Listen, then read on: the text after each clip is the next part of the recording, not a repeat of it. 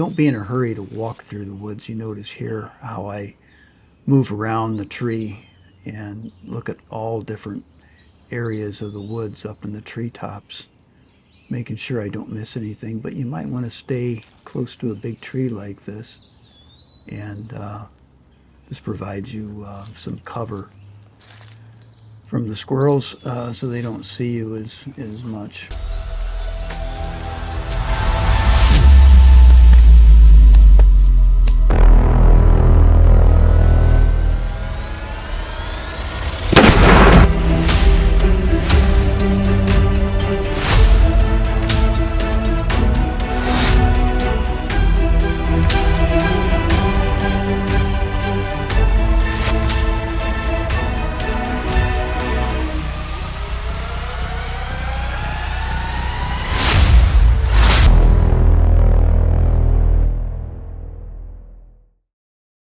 When we talk about headshots for squirrels or a rabbit or any small game, what you want to do is you want to know where your rifle is shooting. But you'll see the circle pointer kind of point in the direction where he'll be falling. There you see him right there. Now I'll show you a slow motion speed.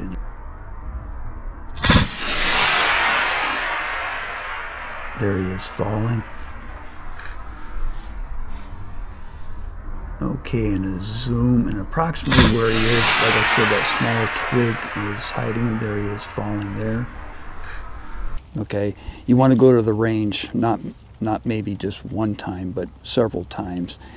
And, you know, shoot at 25 to 50 yards, and most squirrels are going to be taken, you know, within 35 yards. There he is right there. And we did get a headshot, and we hit him right in the mouth. But, you know, sometimes when they fall out of the tree, they can hit their head, if they're not dead, and knock themselves out. And then as you're going to pick them up, if you pick them up too early, now I'm checking to make sure he's dead. If you pick them up too early, they could come to, and they have really sharp teeth, and they could do a number on you for sure. So that's why you want to wait a while and then poke him around a little bit with the muzzle. Looks like he's pretty much dead. I actually did a nice headshot on this squirrel. I saw him from a distance and snuck up on him, and it took probably 10-15 minutes to wait for him to come into the clearing. But it was well worth it. And also when I first saw him, he had his back to me. And so I waited patiently because I really wanted the headshot. And as you can see, I got him right in the mouth here. So it was perfect. I didn't destroy any of the meat. Got a nice squirrel to put in the freezer.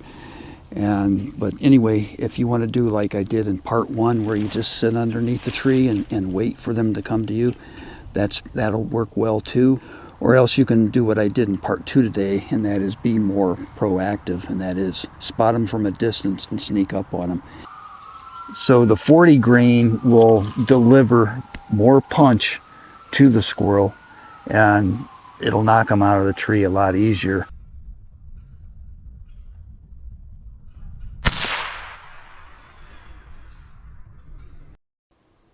There's a close-up shot.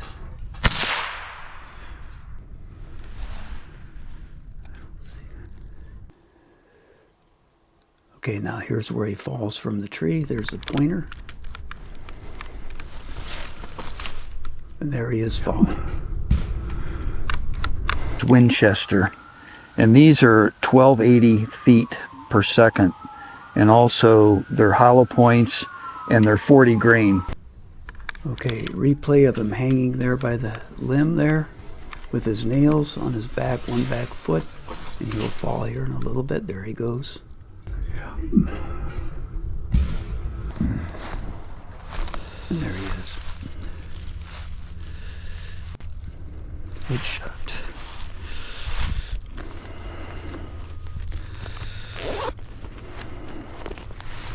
Yeah, I was checking to make sure he was dead by using the muzzle of the gun.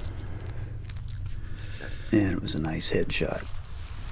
Really want to make sure that your barrel and your gun are clean, because you want that bullet coming out of the barrel to have contact with the rifling as it comes out, and that's going to make you more accurate with your shots.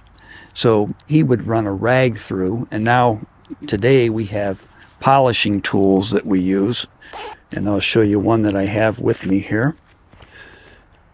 So this is what I attach to the end of my cleaning rod, and I'll run this through the barrel several times before I go out and go hunting, and that'll soak up any leftover oil that could be in the barrel. When you move in the woods, you want to move from one tree to another tree, and not take too much time doing that either. Now watch the punch that this ammo delivers that I talk about.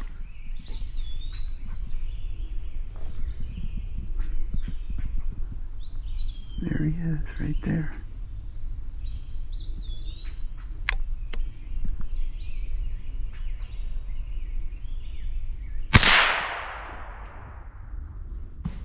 I see where he went.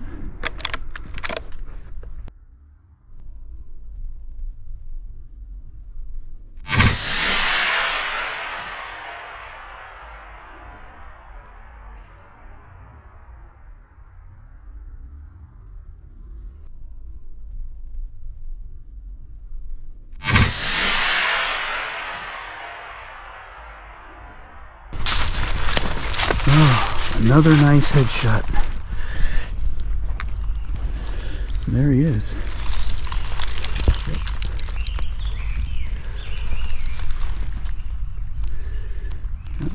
There we go.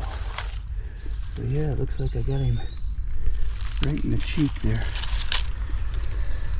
So it was a good shot. He's dead for sure. It looks like it went. Looks like it went through the other side of his head there. I'm not sure. I have to take him out and examine a little better. But here's where I shot the squirrel, on this side, and it exited out the right side. So, and also I was within, I would say, probably 20 to 25 yards with this squirrel. But this day worked out good too, with this technique I use for hunting squirrel. And we talked about it at the beginning, but it's more or less just staying still, and then when you see a squirrel, move up on the squirrel. As in part 2, we just walked through the woods until we found one, and then we would sneak up from there. So there's 3 different tactics that you can use to hunt squirrel. There's a common mistake that people make, and the biggest mistake is they lift their head up too soon after taking the shot. So once you squeeze the trigger, keep your head down and hold it steady. And once we get the crosshairs on the squirrel's head, we squeeze the trigger.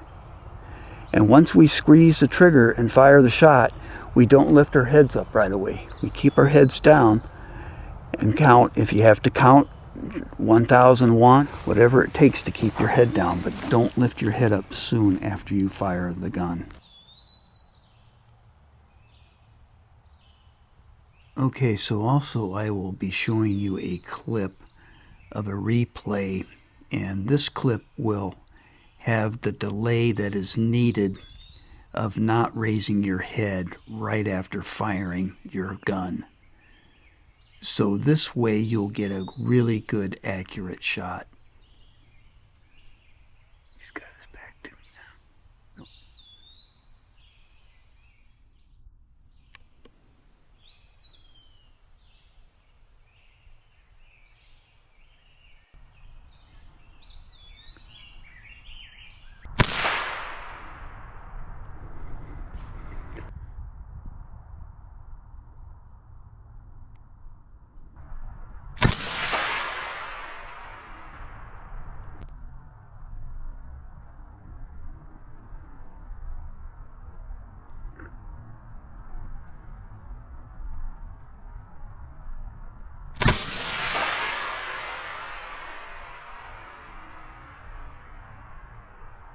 You can see here I hit the squirrel right in the side of the head here, just right underneath the ear.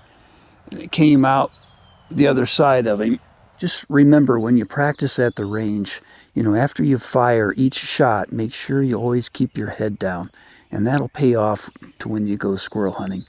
I appreciate you watching today. But if you're not a subscriber, make sure you hit that subscribe button and hit that like button if you like this video. And share this with your friends. And thanks for watching.